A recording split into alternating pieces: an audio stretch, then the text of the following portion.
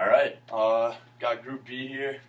We're gonna talk some Paradise Lost by John Milton, absolute classic, if I can say so myself. Got Mr. Quinn here, Mr. Esposito, Mr. Mazzi, Mr. Galissi, Mr. Echeverria, and Miss Burry. I'm Mr. Donahue, and we're gonna get right into it. So whoever wants to jump in and start us off, you can start us off.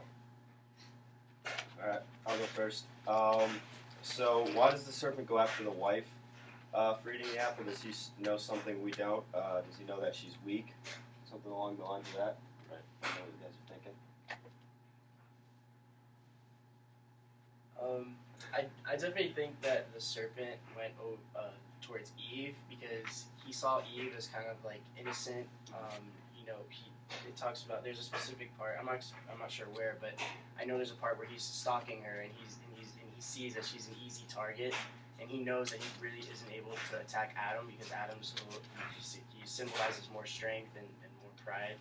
So I think that's probably one of the main reasons why he went after Eve. Yeah.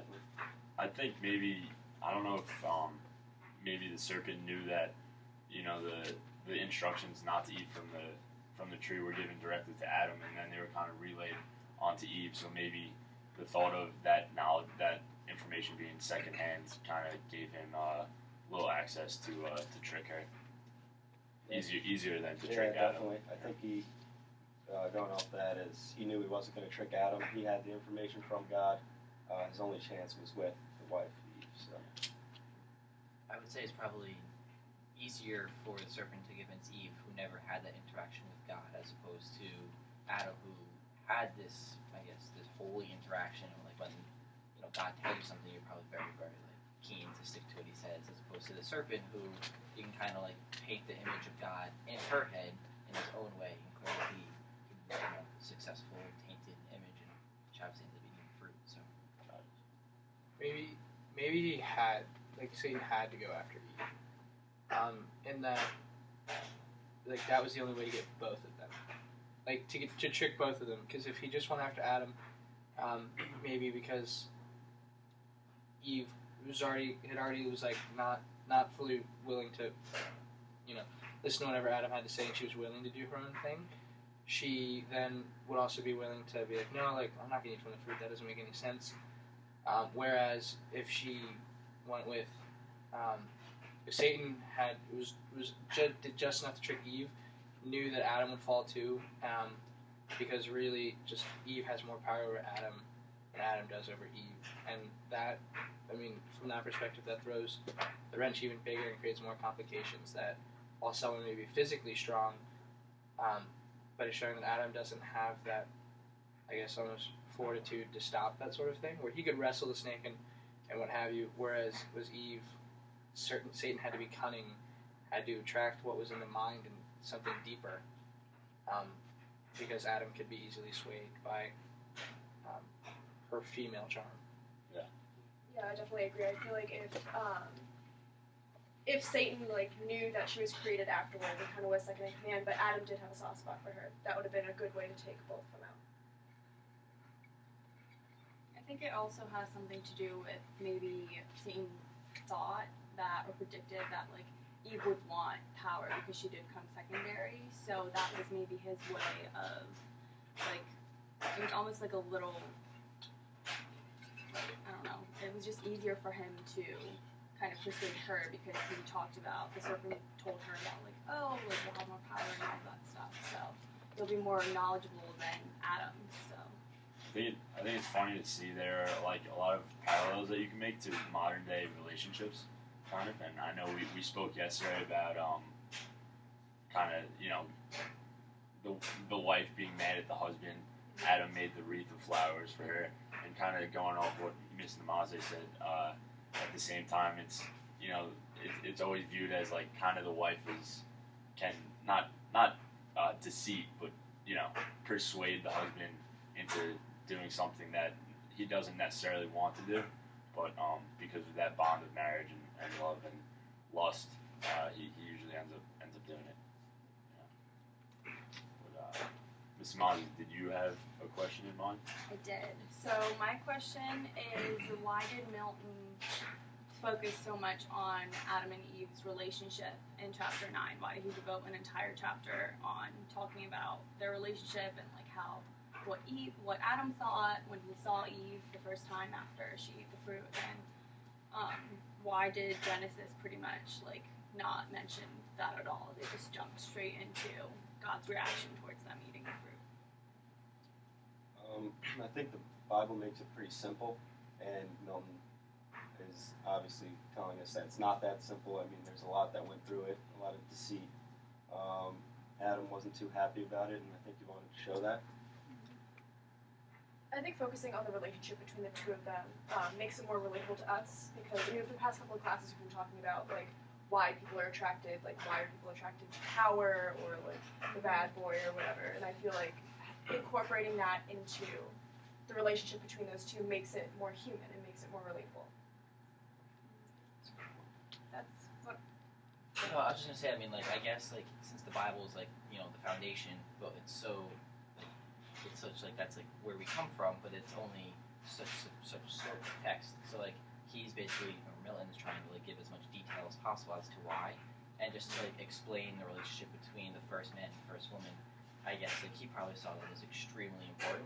That's probably why you see such great detail in here about that, and it's like incredibly human, like as you said before, and like it's just I don't know, it's so interesting, like the love that is shared for one another, and how like none of that is mentioned in the Bible at all, but yet like it could just because it's not mentioned, like it could make sense in this context at least. You can picture all of this stuff. Yeah, no, it's like a simple act, Mr. Gillespie, like you said, that you read, you know, in two senses in the Bible, where Milton's kind of taking it in and giving it some real world stuff behind it, which kind of makes it interesting.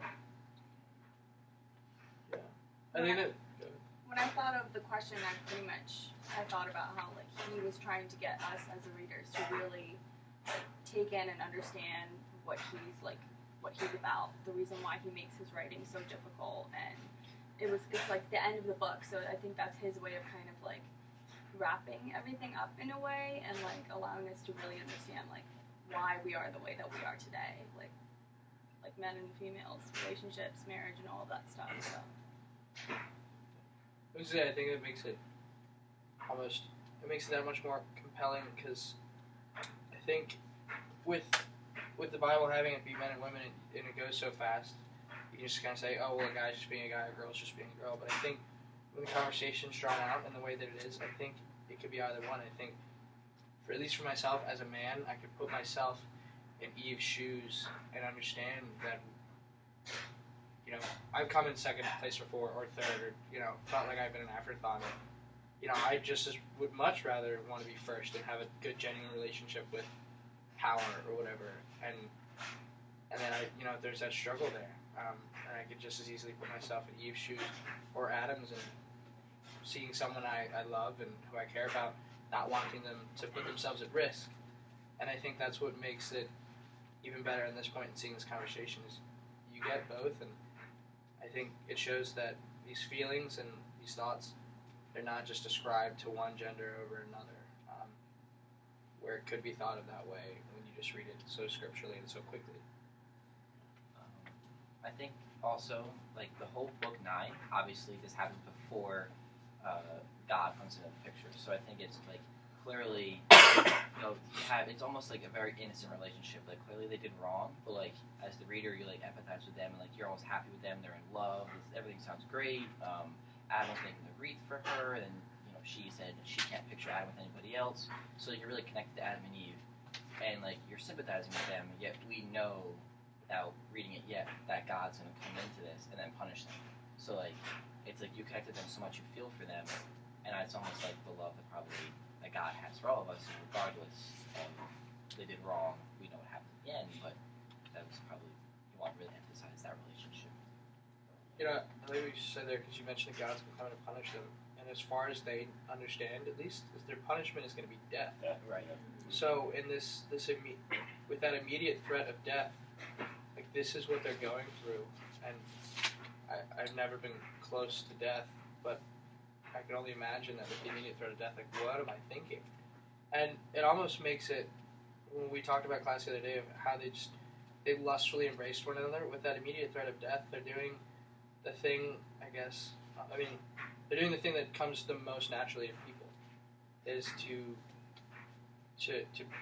be as close as you can physically to another person before, as far as you know, everything is going to be gone.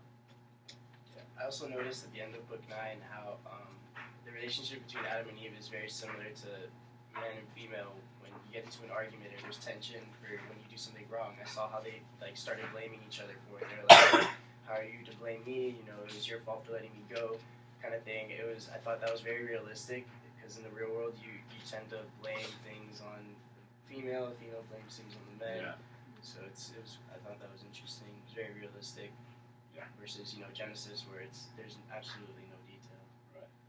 Yeah, getting back to the punishment that you mentioned, Mr. Ulysses, it's funny how Adam, especially more than Eve, really thought death was coming. You know, he on page 231 at the bottom, they point out that he just stood there, kind of stoned and solid. And then 232, he goes on where he kind of, it's almost like, oh well, there's gonna be another Eve. You know, like because she's a goner. You know, she's dead. So it definitely was an interesting time to kind of see, like, okay, so what's going on here? You did the one thing that God told you not to do, and they thought they knew the repercussions, but they really did not.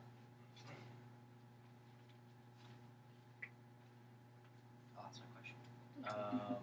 So basically, my question is, who is to blame for eating the fruit? Is it Eve or is it the serpent? And I guess just to start off the conversation, I would say that it is Eve's fault. I think, in life, and obviously this is the very beginning of life, but like you're constantly faced with, in this case, like the ultimate form of peer pressure. And just if you like cave to peer pressure doesn't mean that you did it was okay. It means that you caved to peer pressure. And I think she acknowledged what she was doing was wrong because on page like 227 through 228, before she ate it, she was asking, it was just like all questions. She knows what she's doing.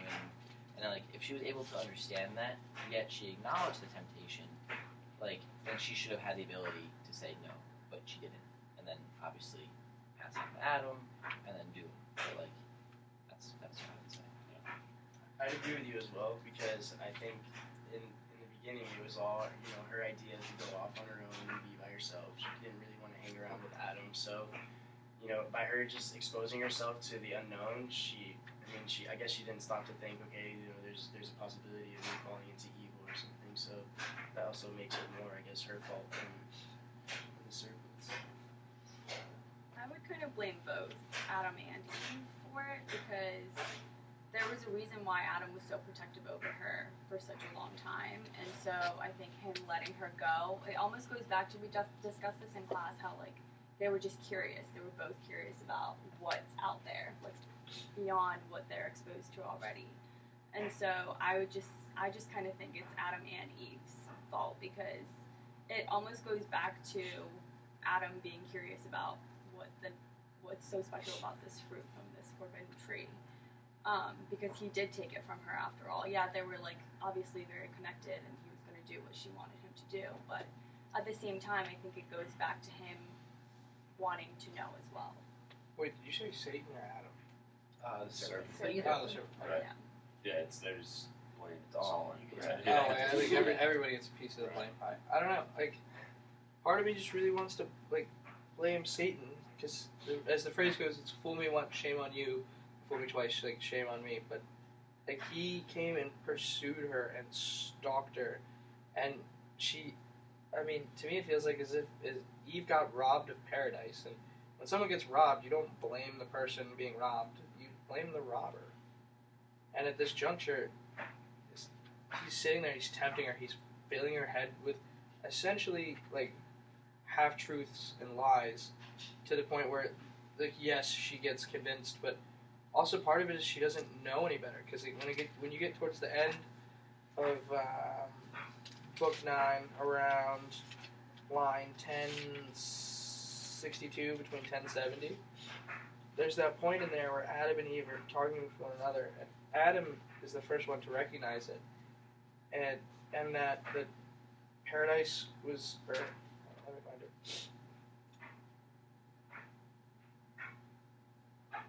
To that false worm of whomever taught to counterfeit man's voice, true in our fall, false in our promised rising, since our eyes opened, we find indeed, and we find we know both good and evil, good lost and evil got.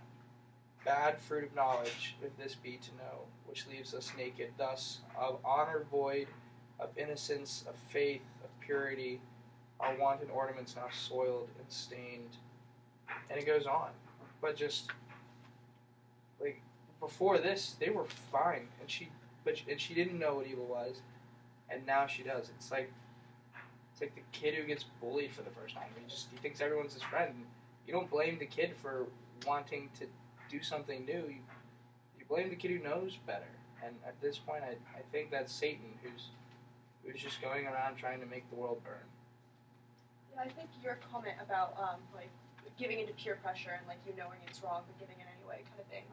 Like I do feel like everyone has like an equal part in the fall, but I think that Satan might carry a little bit more because he was the seed, like he planted that.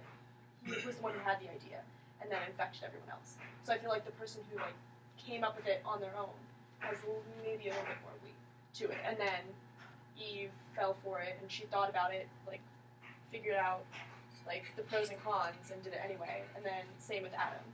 So, but I think it was the one who kind of like plants that first seed. I think a little bit more. I feel like Eve knowing that death would come about it should be enough for her to like not want to eat the fruit. I felt just because like God warned her, and first of all, God's the one that gave her life, so she knows that, and now she's warned.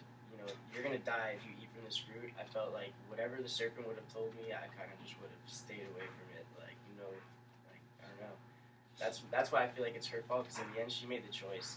Like you said, when you get robbed, you don't really have a choice. You're gonna die because if you try to fight the robber back, he's gonna kill you. So you kind of just have to give in on that. So I don't know. It's kind of just I feel like I have to stick with Eve, kind of like it being her fault. Not only that, it's going to affect Adam too. Right. But I would say it's the serpent's fault because he was an angel. He probably has like some power. His sole mission is kind of to ruin God's whole paradise here. And he found the weakness, which was Eve, and he kind of went after it. And he knew what he was doing the whole time. And we went over it.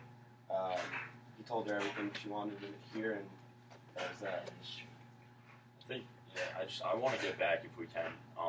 Like one of the main things that kept bugging me was that in class, and then throughout the book, we kind of talked to gender roles, and how I remember one argument in class. It wasn't an argument, but it was a good discussion about how is Eve being made out of Adam's rib? Is that demeaning? Is that kind of the way I kind of see it is like, is that the first gender role? Is that God saying man first, woman second? And to me, to just kind of open it up, to me, I see how that can be conceived, but personally, I think like the formation of woman alone is enough of a high praise, of a accomplishment, to kind of say, hey, I'm not going to look into the gender role aspect of it that I was made second, but you're needed to create a race, So that's personally what I think. I don't know if this makes any sense, but like perhaps God didn't have so I would agree. I think they're both relative. They're pretty equal, and just because she came from Adam's rib doesn't necessarily demean her. But perhaps, like since Adam was made first in God's image, maybe God wasn't able to make another person exactly in His image, with it being not Adam again. Right, the same person. Yeah. So the only way, and then like it's not like God didn't make all of us.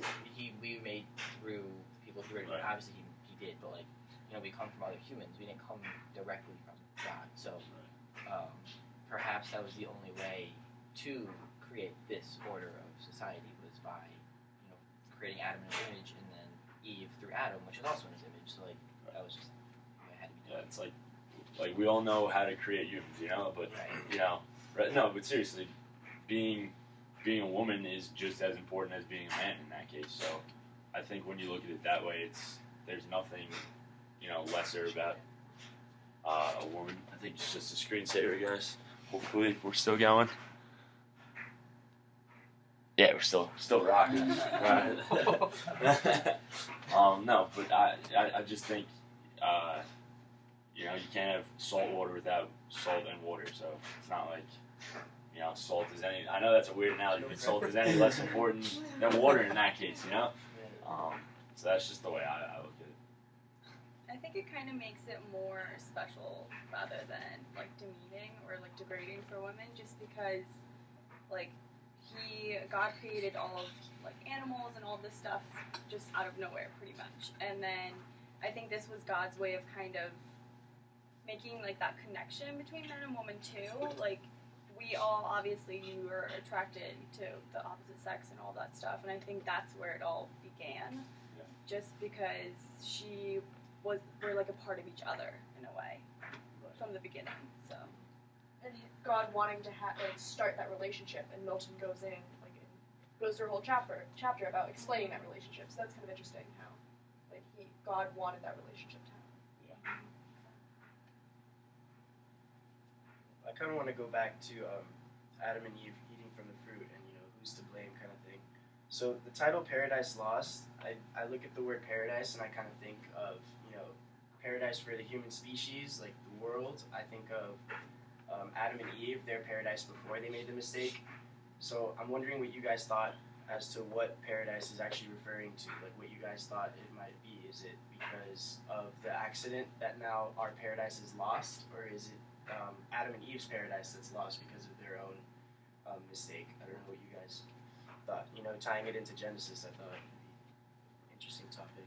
I think it has to do with humans in general, because we were created to do good, and since Adam and Eve made this mistake and they it caused that original sin, I feel like now humans are forever doomed to sin and things like that now, like we are at present day. So I think it refers to this human species in general.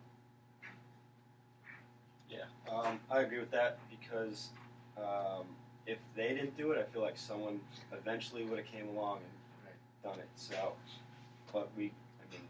We don't know for sure, but that's just how the story goes. Yeah, I think it's humans as a whole lose paradise. I don't know. Part of me, so much more, if humans ever were even, as humans as it stands, were we at least ever gonna have paradise? Because maybe we, at some point, at least the way Genesis brings it up almost, is that this was almost going to happen no matter what. We were set up to fail. You were set up to fail, and so I would be more ascribed to that the paradise that was lost really just belonged to Adam and Eve, and we were never going to have it, but for them they could have, and that would have been a whole entirely different human race. That would have been a paradise sort of thing, and we would have never eaten the fruit. Yeah. So we wouldn't even be here. So that's not even our paradise to gain, because they would have a separate. That would be entirely separate. And so they're the ones who lost theirs, and so now we're fumbling around with the scraps. I don't know. That's where I am. Does that make sense? So, and also, paradise lost. So now you guys think it's something that's going to be found, kind of thing, or is it? Oh man, hard questions. That's serious. The opposite of paradise, I would say, would probably be like hell. Probably would be hell. And as we know, Adam and Eve, they're not killed. They are punished and they can live on still. So and obviously we're not in hell. We can still find paradise. So clearly, maybe a form of paradise was lost by this decision, but a paradise we'll never know, and we still had the opportunity to have paradise. Just live good lives, and we will obviously enter that one day. I don't know, Yeah. I think you kind of say paradise lost. It's maybe this sinless place of paradise, like you said. It's paradise to a degree, but then I think it's interesting to think I agree. We're kind of set up to fail almost. You think about Christianity as a faith. I mean, I'm not opening up a whole different book, but we don't sin, and Jesus doesn't God doesn't send His only Son down for us. So, kind of, it makes you wonder that, yeah, we sinned and it was a big deal, and Adam and Eve were very scared for a moment, but I think it was kind of all in the big plan. Because even before Eve and Adam eat the apple, they already kind of had a little disagreement of her wanting to go away and him being like, no, stay. So there's always, like, it wasn't an argument, but there was already, like, kind of a mismatch of ideals going on. And if, like, the fruit didn't get eaten, would that have manifested? Would that have just, like, festered on its own? And it would have just ended up in a huge breakup? Or, I don't know. Just off your point where, like, God is kind of a big setup. Like, I think God is smart enough to know that, had He not wanted them to eat this fruit, He probably wouldn't have put the fruit on. Right. Like, He clearly knew this was going to happen, and it was part of His plan. Or He made them in His image and likeness. He could have just made them infallible, or like incapable of eating the fruit or something like that. So, it definitely, not that He was setting us up and tricking us, but like, I think it was a learning lesson. Yeah. Obviously. I think it's like in our nature. He knew what He was making, and I think it's almost like a game. The way that I see it is like He kind of put that tree there, and He was like, "Don't go and eat from it." But then at the same time, like He gave it's in their nature to be curious enough to go and actually eat from it. He knew that was going to happen, but I think it was just kind of like, oh, I'm gonna see if they're gonna listen to me, or if like how long it's gonna take them to actually go and like eat from the tree when I told them not to.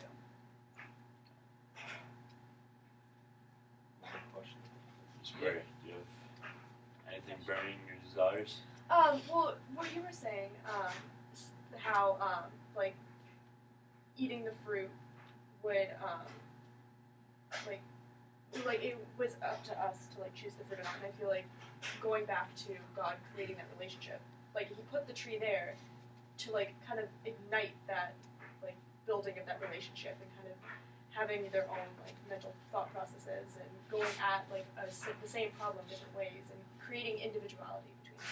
I feel like the tree could have kick-started that. My cue was so from the Genesis standpoint, at least, it's the Eve takes the fruit and then just gives it to the man as if they were right within pretty close proximity to one another. But Milton in Book 9 just brings it up that there was some distance, there was conversation, and Eve had walked off in a way, and Adam wasn't right there. And so does that make a difference for human nature? My initial thought is, if man is right there, right next to Eve, either he watched the serpent come around and was just complicit or frozen somehow, or maybe he just missed that part. But at least he's there for the fruit eating part and gives it to him. And what does that say from a Genesis context on masculinity? That we know something bad's going to happen, but we're just going to let it fly. Versus, and then Adam pretty much does the same thing. It just takes him a longer time to come around. And he knows something bad's going to happen, and he lets it happen, and he joins in anyway. So I'm not sure if it makes it worse or better that whether he's right there or there's some distance. I don't know what you guys think. I think that Adam took from the fruit because he fell for the lust coming from Eve. It's kind of like that kind of is what triggered him to do it. And so, had Adam been there in the first place, I feel like Eve wouldn't have even gotten a chance to hear the serpent or fall into temptation. I feel like Adam would have seen the serpent and known that he was going to convince him to do something bad. Probably would have thought back, okay, we were warned against this. Like, I'm supposed to protect you. Like, I can't let you do this. Like, I feel like that would have been his initial thought, and maybe it's probably a better chance that they wouldn't have eaten the fruit versus, him not being there, I guess. That's what Yeah, the idea of lust, like, before and after eating the fruit is interesting, because Satan, when he first saw Eve, was lustful, and then after she ate the fruit, Adam was lustful towards her. So I just think it's kind of interesting if we were set up to fail, like, was that always a thing? And then the fruit just was the, like, main climax in all of it. So, like, my question from yesterday was, like, on paper, Adam knew that he was always told not to eat the fruit, but then like he knows Eve ate it, like he felt terrible right away. But like even still, I feel like by definition, he probably still should not have eaten the fruit, only because like he knew what was going to happen, and like to save humanity, to save himself, to save face with God, he really shouldn't do it. But the only reason he did was because of his love for Eve, and like that is such like fundamental human nature. And like even though your gut and everything, or not your gut, but like your wits and everything tells you that it's wrong, sometimes you do it anyway out of love or human nature. So I like that proposition though, that to love and to care, that is within our human nature. And I guess that kind of answers my question pretty well, is that either way Adam was going to do it, because it's in his human nature to be with Eve. Yeah, he wasn't just gonna let her go and do it by herself. Yeah. It's not bad. That's kind of interesting. Do you think that's maybe like the true test of God is to see if he was going to follow Eve or follow God? That's a good question. Wow. I don't know. It's not the fruit's not the test. It's I like mean, it very well could have, yeah. Very well could have. and we'll never know. But Yeah. I mean, Yeah, I guess we won't. but it's like clearly we're all here still, but they Right. didn't die, so maybe Right. that's exactly what he wanted. Yeah, would he have let Eve die if Adam, if Adam hadn't eaten the fruit, would Eve have just died kind of, and we wouldn't have been here. There goes another rib. Yeah. I think that's where it goes back to the whole like rib thing, like you just mentioned. Like they're both a part of him was missing because the rib was taken to create her. So I think both of them, because they were so connected, because she was created from him and a part of him was like missing because of her. So at the end of the day, I think it just goes back to their connection and their relationship and how like one they are, how whole they are. Yeah, because they think about what it would be like not living with the other. Because when she eats the apple, she's like, oh, I'm going to be replaced. I can't live without Adam. And then Adam thinks, oh, she's going to be replaced. I can't live without her, so I might as well just get this over with and try. Yeah. That's all relative, I guess, right? Group B, that was pretty good. Good. That's it. Yeah. Nice. Good job, everyone.